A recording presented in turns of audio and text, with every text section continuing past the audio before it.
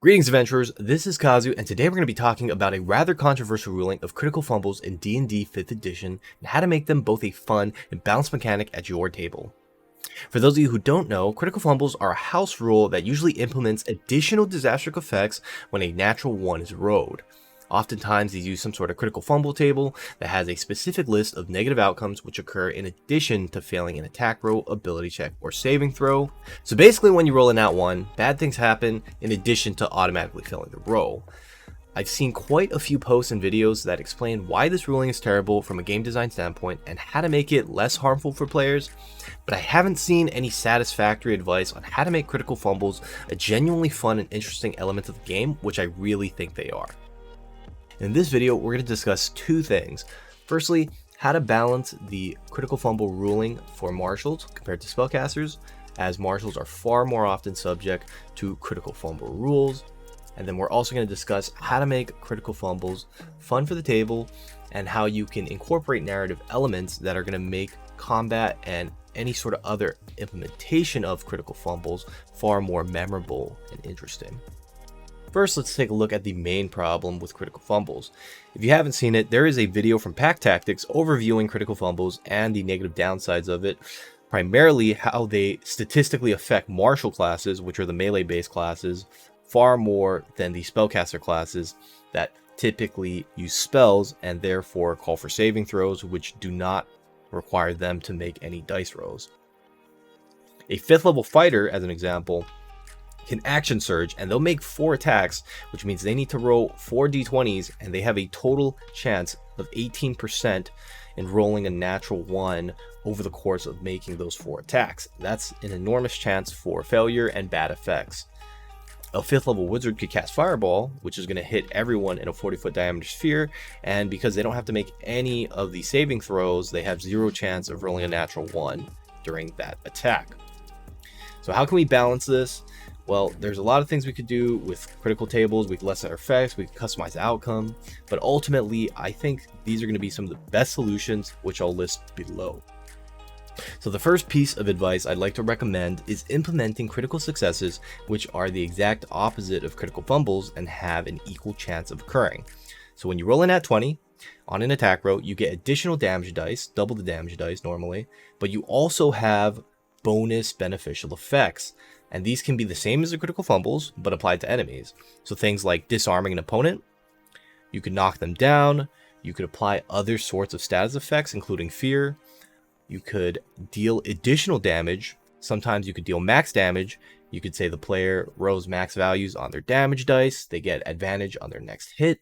All of these things are going to make your martial characters feel that much more impactful and epic when they roll a critical hit, and will kind of counteract the negative feelings towards critical fumbles, which again, they're going to have an equal chance of occurring either or if you're rolling a straight roll with a d20. Now, if you have advantage, you're going to be removing most of the downsides of critical fumbles and be getting way more benefits for critical successes. So this is also going to encourage players to play more strategically and more tactically as well.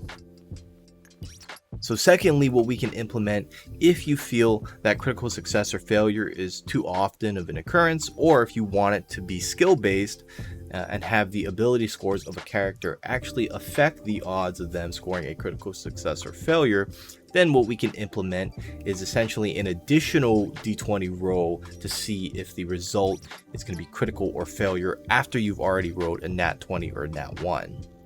In this case, what I like to do is take the PC's ability score used for the roll, and they have to roll lower or higher than their ability score, plus or minus a difficulty modifier, to see if that success or failure is indeed critical.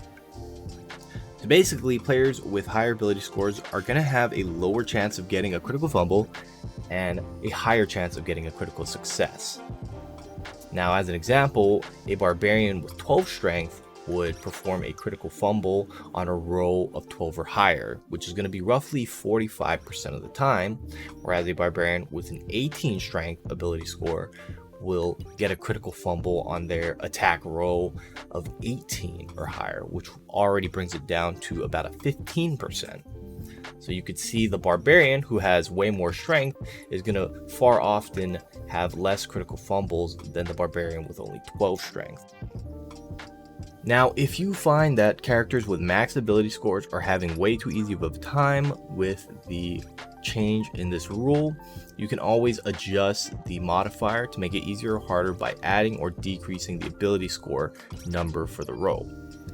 So as an example, we can set the modifier to -3 to the ability score being used. And let's say, for example, a rogue with 14 dex makes a rapier attack, rolls a nat 20, and then gets a critical hit. We want to see if it's a critical success, so we're going to roll a d20. And on a roll lower than 14 -3, which is 11, he's going to get a critical success, which is roughly going to be 55% of the time. Now, a rogue with 20 dex, on the other hand, is going to have a critical success on a roll lower than 20 -3, which would be 17, and that means they're going to get a critical success 85% of the time. So they still are going to get a huge edge, but it means that there are going to be times where they're not going to get the critical successes and where they are going to be getting those critical failures. So if you want to have less harsh rules, I definitely recommend you try these out.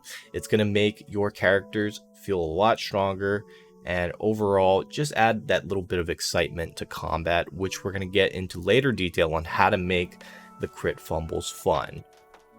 So another piece of advice I can give is to allow your players to reroll nat 1s by spending their inspiration, and also give them more opportunities for inspiration, especially for the martial classes who often have to come up with creative solutions for encounters, traps, and other sorts of battles where they might not be able to use spells that the spellcasters can to solve the problems.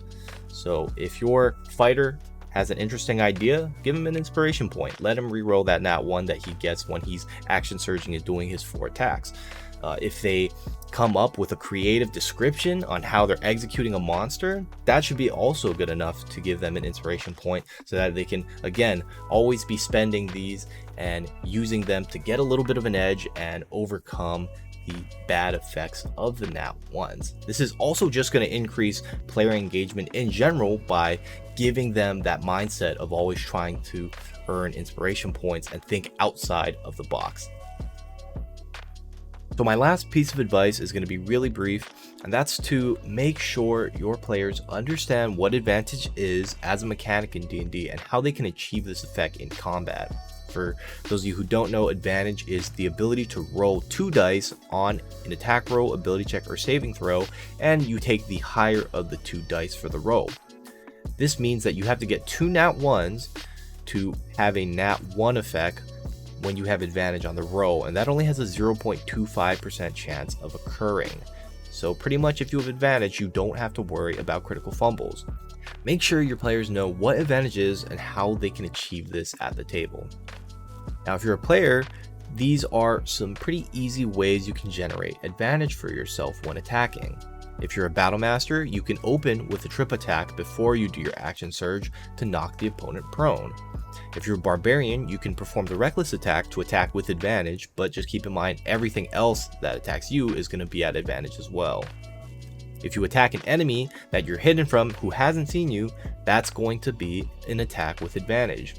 If you attack an opponent marked by Fairy Fire, that's going to be with advantage. If they're marked by Guiding Bolt, it's going to be for advantage, but only for 1 attack. If you attack a prone or incapacitated creature, you will have advantage on the attack. For prone, it has to be within 5 feet. Or actually, both of them have to be within 5 feet. Vow of Enmity will give you advantage on attack rolls for 1 target for 1 minute. Pack Tactics will give you advantage on attack rolls against an enemy that's within 5 feet of an ally. So these are all very easy ways that you can generate advantage for yourself in battle, so that you're making a big turn where you got to get out that damage without having that risk of critical fumbles. So that's going to pretty much be it for how you can balance critical fumbles, especially when it comes to that divide between marshals and spellcasters. If you implement critical success, if you have ability score dependent modifiers for critical success and failure to decrease or even increase the chances of it occurring, and then also allowing everyone to use their inspiration points on re-rolling natural 1s so that they can avoid the negative downsides as long as they have inspiration, which they spend. You're pretty much going to mitigate most of the negative feelings towards nat 1s. I myself have always used critical success and failure at my tables, and I've played with many different types of people, many different types of players, many different types of groups, and never really had an issue with critical fumbles or critical success, which is why I found it kind of interesting and wanted to make a video about it. Again, if you are going to implement crit fumbles, the natural ones, it's almost a no-brainer to have critical success, and I feel like I don't see enough people mentioning this and talking about that. Essentially, you know, you're going to be at as much of a risk for failure as you are for great success, and the spellcasters, who are going to be a lot more stable because they're forcing enemies to make saving throws rather than having to roll their own attack dice, they're not going to have that opportunity to get insane crit nat 20s that are going to be epic moments for your table and really make the martial classes feel like the epic heroes they're supposed to be. Of course, if you find crit fumbles and critical success to be just too much of a thing in general, like just overwhelming, you can reduce the chances of them as using the ability scores to modify whether or not they have higher success or higher failure rates. We've already discussed that. That's going to be really great implementation to lower the chance of it, make it just a very rare occurrence rather than a once every, like, pretty much every combat you're going to get nat 1s and nat 20s. So if you want to reduce the chances of it occurring and make it like once every session or maybe once every epic battle, that's totally fine as well. I think either way you want to handle it, you should at least try to implement critical fumbles and critical success at your table to elevate the downs and the highs for the combat experience, because that's what makes it so much fun, especially for me as both a player and a DM. And again, that's going to pretty much do it for the video. We're well past 10 minutes by now, but in part 2 we are going to cover how to make critical fumbles fun using narration and narrative elements.